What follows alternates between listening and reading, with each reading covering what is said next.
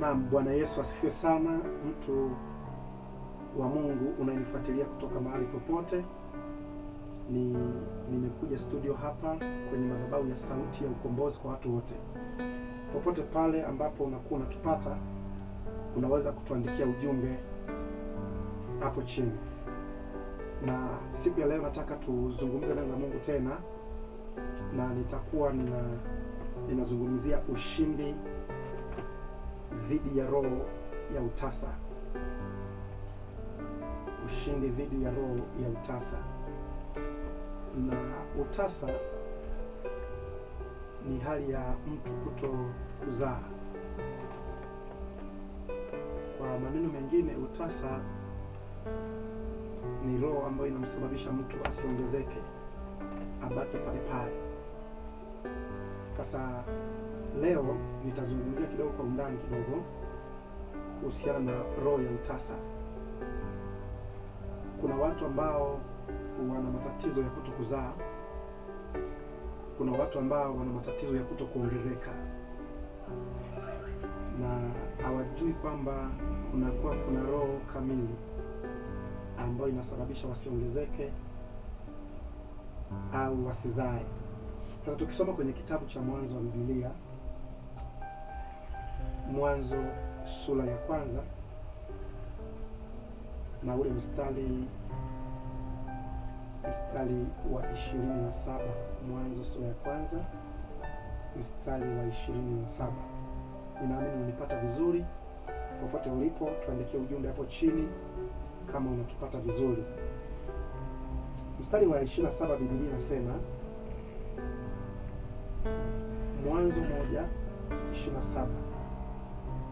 Mwanzo 1 mstari wa 27, Biblia inasema, Mungu akaumba mtu kwa mfano wake. Mungu akaumba mtu kwa mfano wake. Kwa mfano wa Mungu aliwaumba, mwanamume na mwanamke aliwaumba. Kwa hiyo tunaona hapa kwenye Biblia, kwanza Mungu aliumba mtu kwa mfano wake. Mtu aliumbwa kwa mfano wa Mungu. Na Mungu alipomuumba mtu kwa mfano wake, tunaanza kuona kwenye mstari unaofuata wa 28. Biblia imesema hapo aliumba mwanaume na mwanamke aliwaumba. Na aliwaumba hawa kwa mfano wake. Sasa mstari wa 28 anasema, Mungu akawabarikia hao aliokuwa amewaumba. Akawabarikia, Mungu akawaambia, zaeni mkaongezeke, mkaijaze nchi na kuitisha, mkatawale samaki wa baharini na ndege wa angani na kila kiumbe chenye uhai kiendacho juu ya nchi. Kwa Mungu alipokuwa amewaumba mwanaume na mwanamke, baada ya kuwaumba, Biblia inasema akawabarikia, na alipowabarikia akawaambia, zaeni mkaongezeke. Anawaambia zaeni mkaongezeke. Kwa hiyo tangu mwanzo Mungu aliwabariki wanadamu aliowaumba kwa habari ya kuzaa na kuongezeka. Sasa mimi ninapozungumza kwa habari ya roho ya utasa, nazungumza kwa habari ya nguvu nyingine ya kishetani ambayo inaingilia kati kwenye maisha ya watu kusababisha wasizae na kusababisha wasiongezeke. So Mungu anapozungumza kwa habari ya kuongezeka, azungumzi tu kwa habari ya kuongezeka kuhusiana na watoto. Anazungumza juu ya hawa wanadamu aliowaumba kuongezeka kwenye kila eneo, kuongezeka kwenye kila kitu ambacho wao wanakifanya au wanadamu. Mungu anataka waongezeke, lakini Mungu anataka watu wazae. Bwana Yesu asifiwe sana. Sasa nikizungumza kwa habari ya roho ya utasa, ninazungumzia kwa habari ya utasa wa aina nyingi ambao watu wako nao. Utasa wa kutokuzaa kimwili na utasa wa kutokuzaa kiroho. Bwana Yesu asifiwe sana. Kwa hiyo hapa kuna utasa wa aina hizi mbili. Kuna utasa kama huo unaozungumza wa kimwili, na kuna utasa wa kiroho. Tukianza na utasa wa kimwili, unaweza kusababishwa na matatizo ya kurithi, utasa wa kimwili. Nikisema kimwili, nataka unielewe, kwa sababu hapo mbele nitaelezea kwa habari ya utasa wa kiroho pia. Matatizo ya kurithi yanawafanya watu wasizae, kuzaa kwa maana ya mtoto au watoto. Lakini msongo wa mawazo bii yake, msongo wa mawazo, mtu anaweza kushindwa kuzaa kwa sababu ya msongo wa mawazo. Lakini si yake, matumizi ya madawa ya kulevya kwa kiasi kikubwa, na bii yake, utoaji wa mimba mara nyingi. Huo ni utasa wa kimwili kabisa. Mtu anakuwa tasa kwa sababu hana watoto. Tasa ni mtu ambaye hana watoto, lakini unakuta alipata fursa za kuzaa na baadaye akatoa mimba mara nyingi. Lakini hii yake ni matatizo ya via vya mayai, vizalisha vya mayai kwa wanawake na kwa wanaume, vile vizalisha. Yaani matatizo yanampata mtu hawezi kuzaa kwa sababu ya hivyo. Lakini F yake ni matatizo ya kizazi. Bwana Yesu asifiwe sana. Hivyo ni vitu ambavyo sasa ni kwa jinsi ya mwili, ambapo mtu akienda kumpima wanamwambia via vyake vya uzazi haviko sawa. Labda pengine ana matatizo ya kulisi, ndio maana hazai. Wakati mwingine unakuta labda huyo mtu ametumia madawa ya kulevya sana, au dawa za kawaida amezitumia sana, amekuja kuharibu mfumo wa uzazi. Lakini vitu vingine ni hivyo, unakuta mtu anakuwa anapata mimba, anatoa. Hivyo vitu vinasababisha mtu ashinde kufanyeje, kuzaa. Mwisho wa siku anajikuta kuwa tasa kabisa, hawezi kuzaa. Lakini kitu ambacho mimi nimekuja kuzungumza hasa, nikiacha hivi vya mwilini na kuja kwenye ile sababu ya pili ya mtu utasa namba 2, ambao ni utasa wa kiroho. Bwana Yesu asifiwe sana. Huu utasa wa kiroho ni utasa ambao unasababishwa na nguvu za giza. Huku kuto kuongezeka kiroho kwanza kunasababishwa na nguvu za giza, ambapo ukiangalia vizuri kwenye Biblia, kwenye kitabu kile cha mfano, kile kitabu cha waraka wa 3 wa Yohana, waraka wa 3 wa Yohana sura ya 1 mstari wa 2, nasema, mpenzi, naomba ufanikiwe katika mambo yote na kuwa na afya yako kama vile roho yako ifanikiwavyo. Unaona kumbe mapenzi ya Mungu anataka ufanikiwe. Mungu anataka ufanikiwe katika mambo yote. Mungu anataka ufanikiwe katika mambo yote kama vile roho yako ifanikiwavyo. Sasa tukizungumza kwa habari ya utasa wa kiroho, ni nguvu za giza zinakuwa zimeingilia kati kwenye maisha ya mtu na kumfanya huyu mtu asizae au asiongezeke. Kunakuwa na njama za kishetani zinazomzuia mtu asiongezeke. Bwana Yesu asifiwe sana. Kama unanipata vizuri, niandikie ujumbe hapo chini. Ninaamini utabarikiwa leo kupitia ujumbe huu. Na tufungue kwenye kitabu sasa cha Kutoka. Kitabu cha Kutoka ile sura ya 1.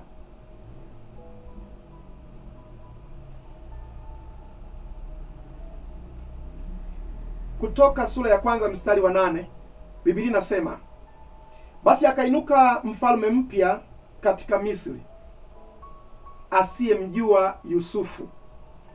Mfalme mpya akainuka katika Misri asiyemjua Yusufu. Akawaambia watu wake, angalieni watu hawa wana wa Israeli, ni wengi, tena wana nguvu kuliko sisi. Aya, na tuwatendee kwa akili. Anasema aya, na tuwatendee kwa akili, wasije wakaongezeka. Bwana Yesu asifiwe sana.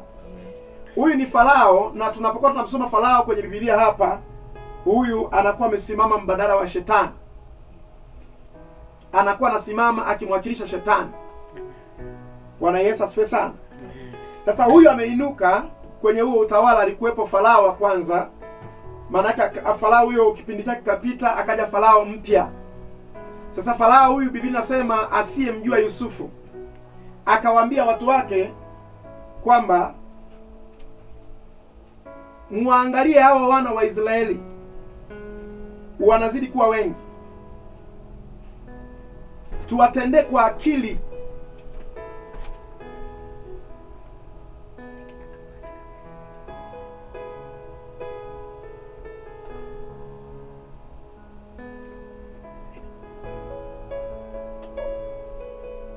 Asema tuwatendee kwa akili, wasije wakaongezeka. Ni tabia ya shetani, ni tabia ya shetani kuwazuia watu wasiongezeke, kupambana na watu wasiongezeke. Bwana Yesu asifiwe sana. Amen. Kwa hiyo alikuwa ni shetani ndani ya Farao, anapigana vita kwa habari ya wana wa Israeli wasiendelee kuzaa na kuongezeka. Anapigana vita, anapambana kuwazuia wana wa Israeli wasije wakazaa na kuongezeka. Kwa lugha nyingine, alikuwa anapinga uzao wa wana wa Israeli. Alikuwa anapinga wana wa Israeli wasizidi wakaongezeka. Bwana Yesu asifiwe sana. Amen. Kwa ujaribu kuona kama wana wa Israeli, ameinuka mfalme anasema tuwatendee watu hawa kwa akili ili wasiongezeke. So tunaposema roho ya utasa, maana yake ni nguvu ya giza ambayo imeingilia kwenye maisha ya mtu ambaye aliagizwa na Mungu azae na kuongezeka, lakini shetani ameibuka ambaye anapambana usiongezeke. Na nimesema kwenye kuongezeka ni kwenye kila kitu.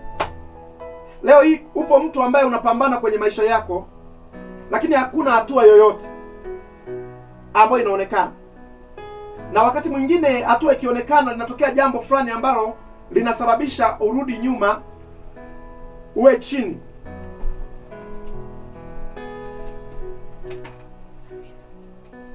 Bwana Yesu asifiwe sana. Amen. Unapiga hatua fulani, unaenda mahali, alafu unashangaa ghafla umerudi pale pale huko nyuma. Hiyo ni roho ya kutokuongezeka. Ni mpambanaji, unafanya biashara zako, lakini mwisho wa siku unaona kuna nguvu za giza zinaingilia kati kuhakikisha unarudi nyuma. Sasa nimekwambia hapo nyuma kwamba kuna vitu vimesababisha utasa wa kimwili na vipo vitu ambavyo vinasababisha utasa wa kiroho. Bwana Yesu asifiwe sana. Lakini nitakuelezea namna ambavyo unaweza kutoka kwenye utasa wa kiroho, namna ambavyo unaweza kuondoka kwenye utasa wa kiroho. Biblia inasema, mpenzi, naomba ufanikiwe katika mambo yote na kuwa na afya yako kama vile roho yako ifanikiwavyo. Kwa mapenzi ya Mungu wewe ufanikiwe. Mapenzi ya Mungu ufanikiwe katika mambo yote unayofanya. Kwenye kazi yoyote unayoifanya, ni mapenzi ya Mungu ufanikiwe. Amen. Ni mapenzi ya Mungu uzae na kuongezeka. Amen. Bwana Yesu asifiwe sana. Amen. Biblia inasema kwenye kile kitabu cha Yohana sura ya 6 mstari wa 63. ya kwamba roho ndiyo itiayo uzima, mwili haufai kitu. Roho ndiyo itiayo uzima, mwili haufai kitu. Kwa hiyo kama mtu anakuwa na roho ambayo haitoki kwa Mungu, roho hiyo itafanya maisha yake kuwa dhaifu. Roho hiyo inaweza kuua uchumi wake. Roho hiyo inaweza kumsababisha mahali ambapo alitakiwa apige hatua na kuongezeka asiongezeke. Bwana Yesu asifiwe sana. Maandiko yanazungumza kwenye kitabu cha Marko sura ya 5. Anazungumzwa mtu mmoja ambaye alikuwa na mapepo ndani. Maana yake alikuwa na roho ndani, na hizo roho zilikuwa zinamfanya anakaa pale makaburini. Biblia inasema alikuwa amefungwa. Alikuwa amefungwa mara nyingi. Ni mtu ametoka nyumbani kwao, alitakiwa kuwa na maisha yake mazuri, alitakiwa kuwa na familia yake, alitakiwa kuwa na watoto wake, alitakiwa kuwa na kazi yake, lakini mapepo yamekuja kuingia kwenye maisha yake. So kuna wakati mapepo yanaweza kumuingia mtu na yeye asijue kama ana mapepo. Na usije ukafikiri mtu yeyote mwenye mapepo basi ni yule mtu ambaye anapiga makelele, ni yule mtu ambaye anatembea ni kama yani haeleweki. Wapo watu ambao unawaona wana akili timamu lakini wana mapepo. Wapo watu unaweza kuwaona ni kama wanafanya kazi zao vizuri lakini wana mapepo. Ila mapepo haya wao hayajajidhihirisha kwa jinsi ya mwili, lakini haya mapepo yanakuwepo, yapo katikati yao kuhakikisha yanazuia maongezeko kwenye maisha yao, kuhakikisha yanazuia baraka kwenye maisha yao. Kwa sababu kati ya baraka ambayo Mungu alitamka kwa wale aliowaumba hapo mwanzo, akasema Mungu alipowabarikia akasema zaeni alafu muongezeke. Kwa kwenye baraka ambayo mwanadamu alikuwa amebarikiwa na Mungu ni baraka ya kuongezeka, ni baraka ya kuzaa. Sasa unapoona miaka yote umebaki huko pale pale, kunakuwa na roho au kunakuwa na pepo ambaye wewe utambui kama kuna pepo. Unakuwa unaona mambo yako ni kama hayaendi sawa sawa, lakini kunakuwa na nguvu za giza. Naomba uniamini, kunakuwa na nguvu za giza ambazo zinahakikisha unarudi nyuma. Hata kama ulikuwa unaenda mbele, linatokea tukio litakalosababisha wewe urudi nyuma hatua nyingi. Hiyo ndo tunasema ni roho ya utasa au ni roho ya kutokuongezeka. Bwana Yesu asifiwe sana. Inakuwa ni roho ya utasa au ni roho ya kutokuongezeka. Unaweza kunafanya biashara, una malengo, unaenda unafika mahali unashangaa kinatokea kitu ambacho kinapoteza pesa nyingi. Unakuwa na bahati ya kuanza lakini mwisho wa siku hauzai ukaongezeka. Lakini niko hapa kukuhabarisha kwamba ni mapenzi ya Mungu wewe uongezeke. Ni mapenzi ya Mungu wewe uzae na kuongezeka. Si watoto tu wa mwilini. Kuzaa na kuongezeka ni kutoka kwenye hatua moja kwenda hatua ya pili, kutoka kwenye hatua ya pili kwenda hatua ya tatu. Ulikuwa unafanya biashara leo uongezeke kutoka kwenye kiwango ulicho nacho uende juu. Ulikuwa unafanya kazi kutoka kwenye kiwango ulicho nacho uende juu. Mungu anafurahia unapoongezeka. Mpenzi, naomba ufanikiwe katika mambo yako yote. Unapaswa kufanikiwa katika mambo yako yote. Bwana Yesu asifiwe sana. Kwa huu utasa wa kiroho ninaozungumza, sababu yake ya utasa wa kiroho, sababu ya utasa wa kiroho, namba moja ni kufungwa na nguvu za giza. Kufungwa na nguvu za giza. Kuna nguvu za giza ambazo zinaweza kumfunga mtu na yeye asijue kama amefungwa. Ndio maana nikasema kwenye kile kitabu cha Marko sura ya 5 anazungumza kwa habari ya mtu aliyekuwa anafungwa. Acha nisome hilo andiko. Marko sura ya 5.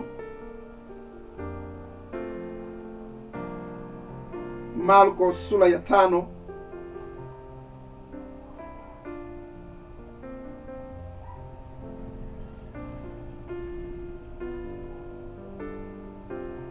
ule mstari wa pili anasema, na alipokwisha kushuka chomboni, mara alikutana na mtu ambaye ametoka makaburini, mwenye pepo mchafu. Ametoka makaburini, mwenye pepo mchafu. Anasema makao yake yalikuwa pale makaburini, wala hakuna mtu yoyote aliyeweza kumfunga tena hata kwa minyororo,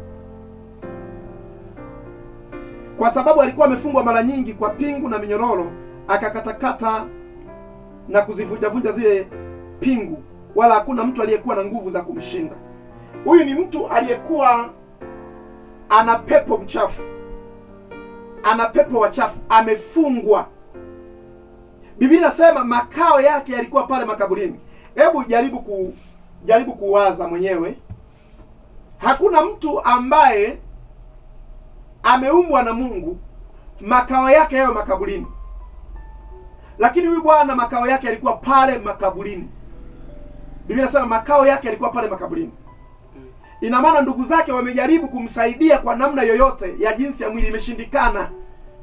Wamemrudisha nyumbani mara nyingi, imeshindikana. Wamemfungia ndani ya nyumba mara nyingi, imeshindikana. Yeye zile roho zilizopo ndani yake zinamsukuma tu aende akakae makaburini. Roho zinampeleka aende akae makaburini, na hizo ni roho za utasa. Bwana Yesu asifiwe sana. Ni roho za kuto kuongezeka. Sasa Yesu alipokutana na huyu mtu alimsaidia, akaziondoa zile roho. Alipoziondoa zile roho, huyu mtu akawa yuko vizuri, akawa na akili yake safi. Baadaye akaja kuwa mtumishi wa Mungu, akazaa na kuongezeka baada ya zile roho kuondoka. Na mimi nataka nikwambie, pengine unapitia changamoto kwenye maisha yako. Kuna vitu unavifanya haviendi. Kuna shughuli unazifanya hauoni matokeo, hauoni maendeleo.